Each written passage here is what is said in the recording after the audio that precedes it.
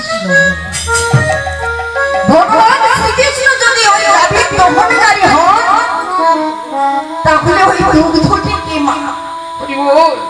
ওই দুগ্ধটি হলো গীতার অমৃত বাণী গীতায় গৌর প্রেমানন্দে।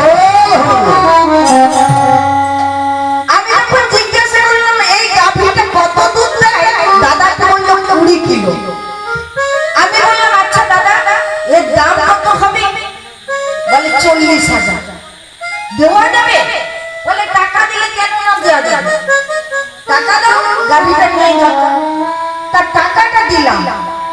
এইবার আমি কি করলাম জানেন, ওই গাভীর গলায় দড়ি বেঁধে আর টানাটানি করতে লাগলাম, কিন্তু গাভী তো কিছুতেই যাচ্ছে না বাবা।